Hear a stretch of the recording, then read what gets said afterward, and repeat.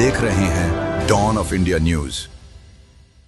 देश में E20 petrol को लेकर बहस तेज होती जा रही है। इसी बीच आम आदमी पार्टी के विधायक गोपाल इटालिया ने E20 पेट्रोल के मुद्दे पर जनता से जुड़ने की अपील की है। गोपाल इटालिया का कहना है कि लोगों पर सिर्फ E20 पेट्रोल ही नहीं थोपा जाना चाहिए।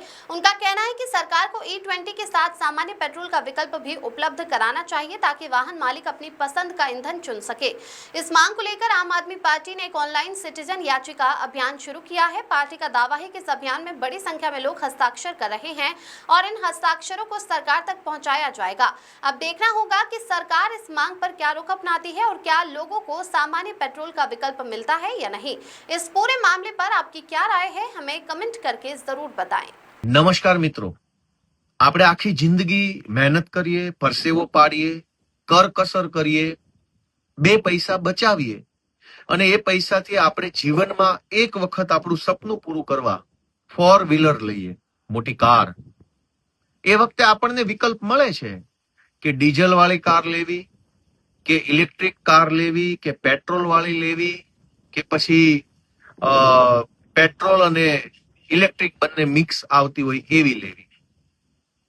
પણ આપણે એક વખત પેટ્રોલ કાર લીધા પછી એ કારમાં ઇથેનોલ વાળું પેટ્રોલ નખાવવું કે શુદ્ધ પેટ્રોલ નખાવવું એ ઓપ્શન કેમ નથી મળતો। મારી ગાડી છે તો મરજી પણ મારી હોય કે હું મારી ગાડીમાં કયું પેટ્રોલ નખાવીશ। રિલાયન્સના પંપથી નખાવીશ, નયારાથી નખાવીશ, એચપી થી નખાવીશ, કયા પેટ્રોલ પંપેથી કયું પેટ્રોલ નખાવીશ એ ચોઈસ હોવી જોઈએ।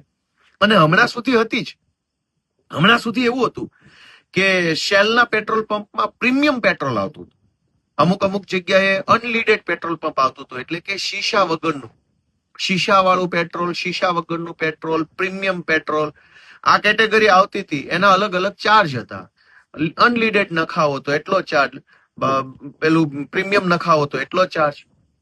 પણ અત્યારે જબરજસ્તીથી ભાજપની સરકાર ઇથેનોલ E20 પેટ્રોલ એટલે કે પેટ્રોલની અંદર 20% ઇથેનોલ મિલાવટ કરેલું પેટ્રોલ જબરજસ્તીથી દેશની જનતાને આપવામાં આવી રહ્યું છે। આના કારણે 2-3 નુકસાન થાય છે। એક કે જ્યારે પેટ્રોલ જ 100% પેટ્રોલ નથી, એની અંદર 20% ઇથેનોલની મિલાવટ છે, તો પછી પેટ્રોલનો 100% પેટ્રોલનો હોય એવો ભાવ કેમ? 20% મિલાવટ છે તો ભાવ પણ 20% ઓછો હોવો જોઈએ કે E20 પેટ્રોલનો ભાવ 70 રૂપિયા, શુદ્ધ પેટ્રોલનો ભાવ 90 રૂપિયા।